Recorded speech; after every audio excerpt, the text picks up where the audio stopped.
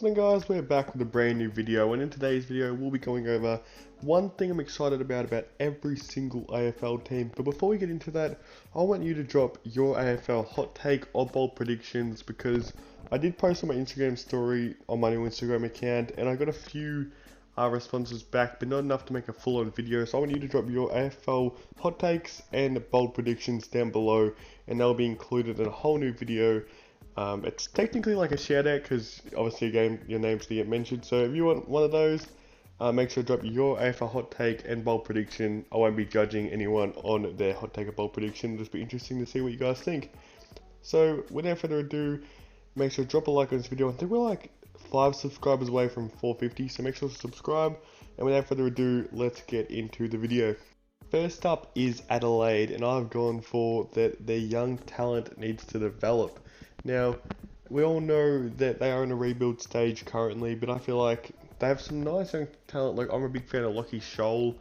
They have Chase Jones, that's meant to be a great player. He was a top 10 pick a couple of years ago. And not to go along with like Rory Laird, even though he's a bit older now. Like they have and Riley Thilthorpe, we can't forget about him. I feel like there's so much exciting young talent coming through. Even though they probably won't win many games next year, it'll be good to see their young talent. Next up is Brisbane, and I've gone for a healthy Joe Daniher.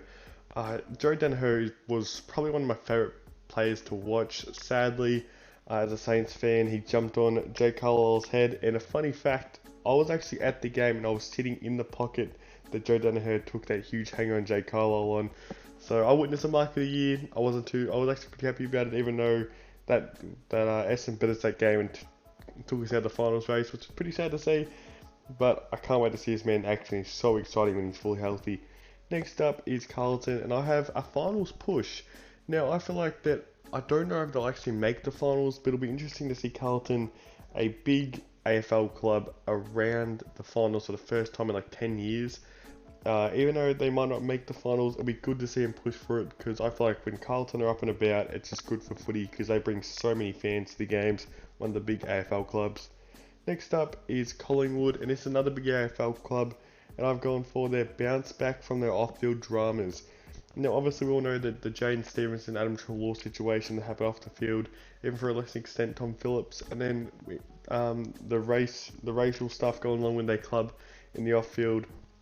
And also their 20-year president, Eddie Maguire, one of the most famous presidents in the league, also steps down, which it will do more than people think, I reckon, and it'll be interesting to see how they bounce back from that. I'm excited to see how they bounce back from that, because I feel like the Collingwood side, led by Scott Pennebury, they could get built up, because I feel like they have that type of potential to get led and have a bit of a fire under them.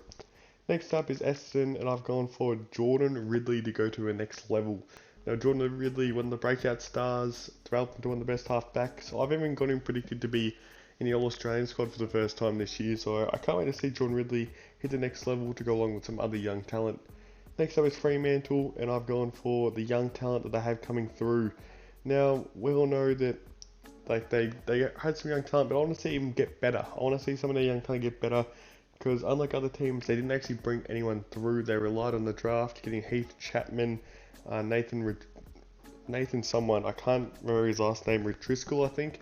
So they relied on the draft instead of going to the trade, which is kind of smart, but now they have to rely on their young talent developing. Next up is Geelong, and I've gone for the Jeremy Cameron and Tom Hawkins duo. Now, I'm kind of excited how these guys are going to work together. They're my personal premiership favourites, even though we can't really go past Richmond. But it'll be interesting to see these guys work together, because it's easy if you're playing AFL Evolution and you decide to chuck Tom Hawkins and Jeremy Cameron in a fantasy team a couple of years ago. But now that they have to actually work together, it'll be interesting to see what Chris Scott does with these guys and trying to get them to work together. I feel like Jeremy Cameron is kind of fit perfectly with Tom Hawkins. Jeremy Cameron, even at GWS, played a lot up the ground, and Tom Hawkins likes to be one out in the goal square, so I feel like they'll be working perfectly together. The next up at Gold Coast, I've gone for a healthy Matt Rowell, and this is pretty much a no-brainer. He showed huge potential to be almost one of the greatest AFL players ever. I know that's a huge statement to put out, but them games he showed at 19 years old was absolutely ridiculous. We've never seen anything like that. Sadly, we couldn't actually see him go on and have a full season like that. People even chucked him in Brownlow for the first year, and he was actually leading the Brownlow until about round 5, which was ridiculous to think. So it's a no-brainer. I've gone with the healthy Matt Rao. Next up for GWS, I've gone a bounce back from a bad 2020. Now I know that pretty much everyone that I saw do AFL predictions had him in the top 4, and then I think they finished like 10th, they finished 10th, which was a huge step back from what anyone thought. Even though in the history books, it's a no-brainer usually when a team gets smashed in the grand final, they usually fully fall away, so it wasn't too crazy to think about once it did happen. But I feel like they have so much young talent coming through, even for a side that is seemed to be at the prime, so I feel like they'll reload and go again. The next up is Hawthorne, and I've gone for a kind of a weird one, which is accepting a rebuild.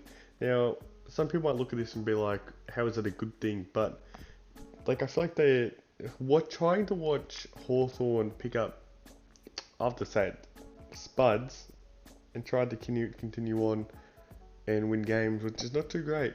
You know, you want to see some young talent coming through, and I feel like that now that they've got to accept the rebuild, they've got to play, all the young guys like CJ, Will Day, some other guys that I can't mention off the top of my head, like Denver Granger Brass, their top 5 pick. It'll go a long ways to go for these guys. Next up is Melbourne, and I've gone with Chris Matraka going to a different level. I feel like, he can go to the next level in 2021. He showed he's pretty much his first year being an elite in 2020. So 2021, this could be the year that he takes it to the next level.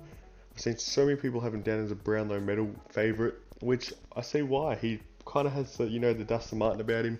He kind of has the same body build, he kind of has the same game style, he can push forward, kick goal. So who knows if this guy actually does go to the next level, what will happen to Melbourne. Next up for North Melbourne, I've gone Jayden Stevenson bouncing back. Now, after being called soft, he's completely not the player he was in his Rookie of the Year season. I feel like this is the year that he bounces back.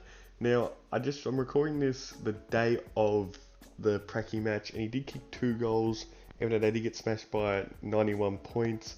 It is a Pracky match, and he did play a lot of midfield to go along with pushing forward, so it looks like they're having a bit of a rotation.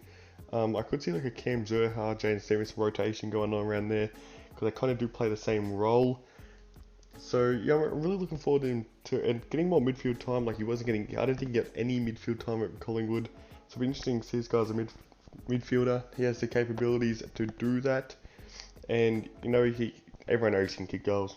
Next up is Port Adelaide, and I have proving that 2020 wasn't a fluke. Now they kind of came out of nowhere. People didn't even have him in the top 8, and they came out and finished first on the ladder.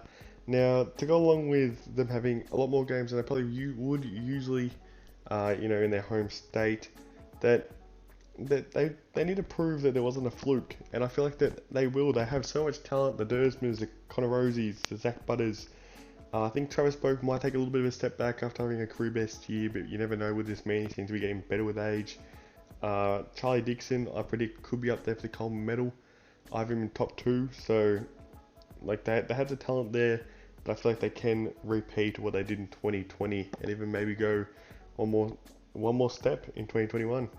Next up is Richmond, and I've gone for attempting a three-peat. Now, there's only been two three-peats in the modern era, which is the Brisbane one to start off the modern era. Then you've got the Hawthorne one, and now this Richmond one that could. Rollins really happened. They've got the talent to do it. Their depth is still ridiculous after still losing like the Dan Butlers, the Brand Ellises, the Jack Higgins over the years. They still have amazing depth. They definitely do have the team to do this in 2021. So I'll be willing to see how this Richmond team actually does play. Next up is St Kilda, and I have that the Saints need to prove like they can actually go to the next level. And I fully believe that they can. Now, that might be a bit biased since it is. I am a St Kilda fan, and I've just watched the game a couple of hours ago of them just absolutely demolish North Melbourne, Even though it is only a pracky match, they look like they can play seamlessly together. For some reason, Mason Wood is playing career best, which is really weird to say, even though it wasn't a pracky match. I'm still just seeing signs of this team just working so well together, and they were still missing. They had like all the injuries they've had in the preseason. They've probably had the most injury-riddled preseason. They come out in a pracky match like that, and still, get 140 points on the board is still impressive, even though it was against predicted Spooners. Even though I think North Melbourne will be a bit better, I think that St Kilda do have the team. They've got the depth. They've got everything that a premiership side can have to go into the next level, and I truly hope that St Kilda do. Next up is Sydney, and I have a healthy Buddy Franklin. Now this might be very, very unlikely, since he did, I think, pull a hammy in the preseason, but he still could play round 1, they say. I highly doubt they will play him, even if he does look like he's healthy enough, simply because it's Buddy Franklin, he's injury prone, and he's still his hammies that have been absolutely riddled with injuries. So I highly doubt this happens, but hopefully I want to see Buddy Franklin healthy. He's one of the most exciting players to watch when healthy. Next up is the West Coast Eagles, and I've gone for their return to the top 4 after it seems like they could not even stand out of Western Australia, which wasn't great to see from West Coast, who people predicting could actually win the flag after acquiring Tim Kelly and having, the best midfield, the best forward line, the best defenders that people thought. And by midway through the season, everyone just ripped West Coast off, and rightly so. They ended up losing in the first week of finals to a undermanned Collingwood side, which is no one really expected. I know I definitely didn't as soon as I saw the game was at Optus, but credit to Collingwood, and I feel like the West Coast, after being out of the hubs, well, hopefully we don't have any hubs, they could return to the top 4. Now next up is the Western Bulldogs, and I've gone for their elite midfield group.